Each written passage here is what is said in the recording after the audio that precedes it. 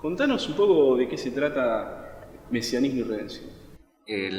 La preocupación fue ya hace muchos años de que en Argentina, por lo menos lo que veía, es que todos hablaban de mesianismo judío y Walter Benjamin era como el autor. Siempre digo, tirás una semilla y crece un benjaminiano, claro. Por lo menos en la época, en mediados del 2000. Y dije, bueno, pero el mesianismo es lo que dice Benjamin. Y eso activó mi interés por investigar qué es el mesianismo judío, por lo cual me pasé muchos años, por suerte, investigando el mesianismo judío, primero en las fuentes de qué es lo mesiánico para el judaísmo, las fuentes, los textos bíblicos, o sea, todo lo que es el corpus ese, y después saltar a decir, bueno, el mesianismo judío es esto y esto y esto, porque además no es una sola cosa. Y después, bueno, ver en los autores de la filosofía o el pensamiento judío del siglo XX que hablaron sobre el mesianismo, bueno, qué tipo de mesianismo están planteando y están buscando. ¿Qué autores recortaste? Y por qué es importante también para el pensamiento judío el mesianismo. Y los autores que recorté fueron Hermann Cohen, que es la puerta de ingreso de la filosofía judía alemana entre el siglo XIX y el siglo XX, Franz Rosenzweig, que para mí es uno de los autores más importantes e interesantes del judaísmo, también del siglo anterior, Gershom Scholem, después Jacob Taubes, un poquito de Levinas, pues ya lo había trabajado en el libro anterior, y bueno, y las conexiones, ¿no?, con los mediadores, digamos, de los siglos anteriores, sobre todo el medioevo y el postmedioevo, que son Maimónides y Yehuda Levi. Y después las libertades de los autores que me gustan.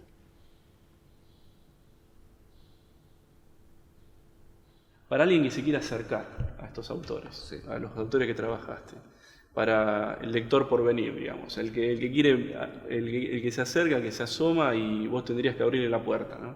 ¿Qué pensás qué le dirías al acercarse, por ejemplo, a Rosenzweig? Bueno, Rosenzweig es tal vez uno de los autores más difíciles y fascinantes, pero sobre todo por la dificultad y por su propia vida y porque tiene una de las obras que influyeron y hicieron una constelación que influyó en el resto de los autores, que es la Estrella de la Redención. Y la Estrella de la Redención justamente piensa y trata de romper la herencia hegeliana desde lo judío, pensando lo judío y la filosofía. Él tenía una frase muy interesante, además de todo lo que escribió sobre educación, que decía que todo filósofo tiene que ser un teólogo y todo teólogo un filósofo. Y desde ahí lo piensa. Claro. Pero además, siempre creo que con Rosenzweig se termina la herencia de la Escalá, que era el iluminismo judío. Que tiene en uno de sus autores más importantes a Moses Mendelssohn, con esa frase que es el famoso dictum de Mendelssohn, que es ser judío hacia adentro de tu casa, o sea, en tu hogar, y ser nacional o como el otro hacia afuera. Digamos, es el proceso de emancipación. Igual esa frase tenía una partecita más que nunca se lee, que dice, vivan esa carga como puedan, que para mí es el judaísmo, claro, digamos, la carga de tratar de vivir de una forma para adentro, como ese neomarranismo. Claro. Esa herencia, digamos, donde Mendelssohn está en la universidad, es uno de los únicos profesores judíos en filosofía, amigo de Lessing, dialoga con Kant, toda esa herencia que después la toma Hermann Cohen, de tomar el elemento de la filosofía griega para explicar lo judío, las fuentes judías, o lo judío en diálogo con la filosofía, en Rosenzweig se rompe. Claro. Sobre todo con eso que te decía, la teología y la religión, y después, por ejemplo, en un texto sobre educación, pide que toda universidad alemana tenga una facultad de teología judía. ¿Viste? O sea, es como ese pensamiento de que hay algo más, que lo judío es un pensamiento más allá de la universidad. Claro. Y ese texto, La Estrella de la Redención, es para leer muchas veces e ingresar de a poco. Trabajarlo. Si te digo Walter Benjamin.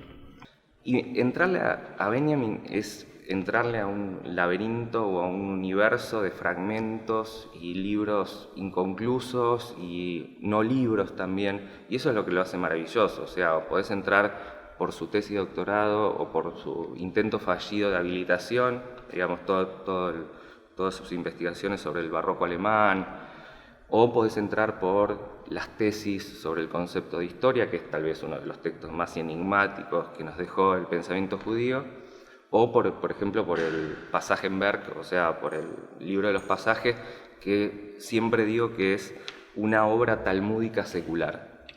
O sea, porque reúne cientos de voces diferentes en esas anotaciones, digamos, sobre todo en la Biblioteca de París, sobre diferentes temas, y se transforma en un texto talmúdico. Lo están discutiendo, pero secular, digamos. Igual, si uno agarra el Talmud, las discusiones son tan geniales y sobre pequeñas cosas que a veces también parece secular.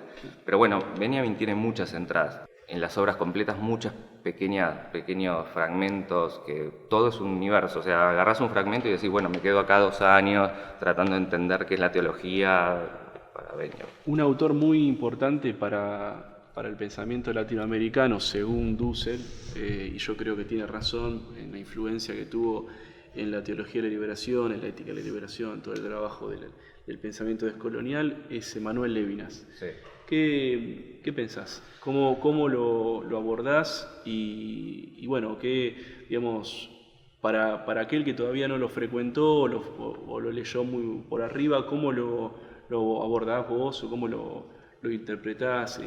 ¿De qué modo te conectás con el pensamiento de Levinas? Levinas creo que para Latinoamérica se volvió fundamental con, digamos, la teología de la liberación, y sobre todo para construir o constituir una filosofía de la otredad o de la alteridad. Y eso en nuestros tiempos lo hace muy interesante y muy especial. Y otro detalle que me gustaría remarcar, que tiene que ver con la diferencia con Rosenzweig, por ejemplo, o Walter Benjamin o Hermann Cohen, es que Levinas atravesó la experiencia del nazismo y la Segunda Guerra Mundial. Por ejemplo, Blanchot, que tiene un texto maravilloso en donde dice que hizo la Shoah es una desgarradura en el tiempo y en el espacio tan fuerte que tuvo que morir parte de la humanidad para poder comprenderla, y es tan terrible lo que pasó que deberíamos pensar los textos como antes de la Shoah o después de la Shoah.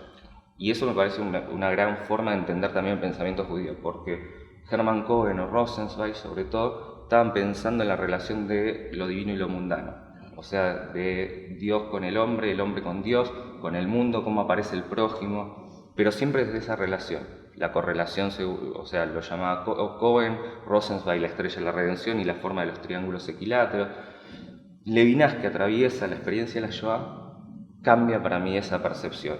Y si uno va a ver dónde está lo judío o dónde se vincula lo judío en Levinas, aparece el mandamiento de no matarás, o en realidad es no asesinarás, porque la traducción no está bien, lo que pasa ya quedó, digamos, el no matarás, pero al titzrach en hebreo es no asesinarás. Y ahí te cambia, pues es el primer mandamiento además que aparece la relación del hombre con el hombre, dentro de los 10 mandamientos. O sea, el anterior tiene que ver con los padres y con, digamos, como la herencia, digamos, y la creación.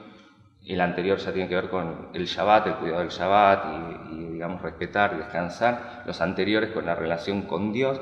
El primer mandamiento del uno con el otro es el no matarás. Y Levinas, podríamos decir, que construye esa filosofía de la alteridad desde ahí. ¿Cómo reflexionás el duplo que trabajas también mucho en el libro, Scholem, Taubes?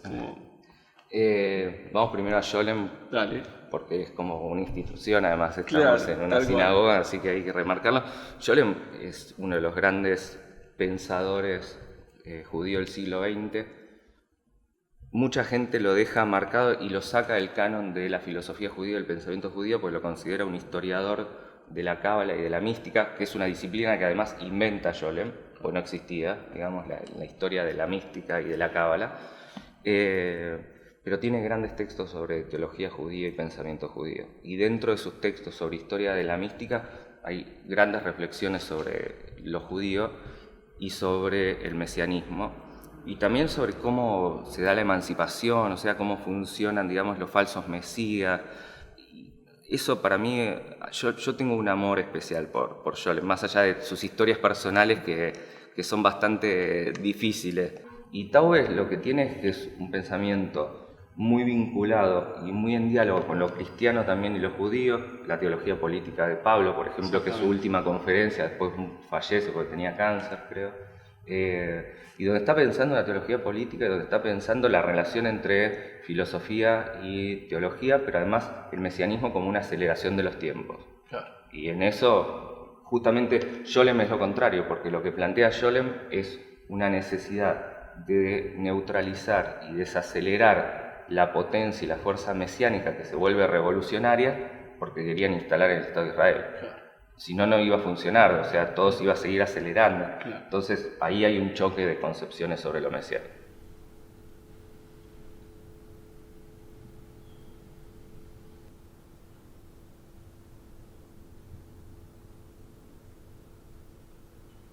¿Toda teología es política?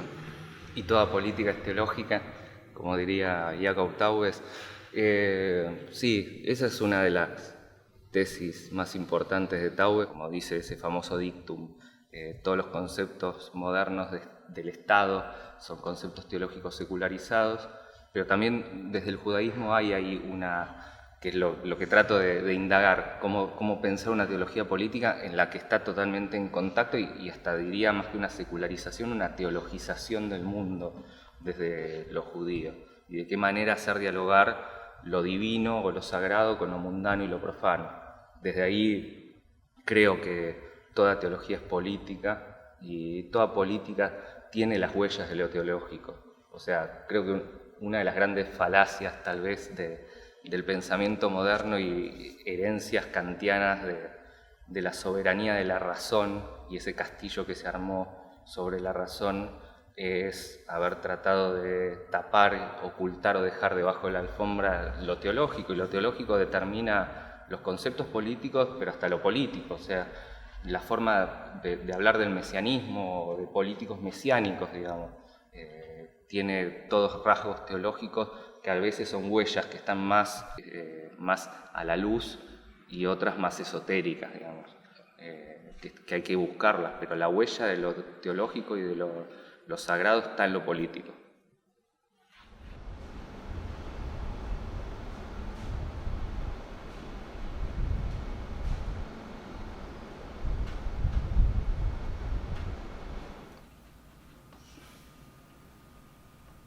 La destrucción del lenguaje. Imposibilidad de un comienzo, falso gemido. La poesía destruye los rastros, ahoga, suspiro de un tiempo sin fondo.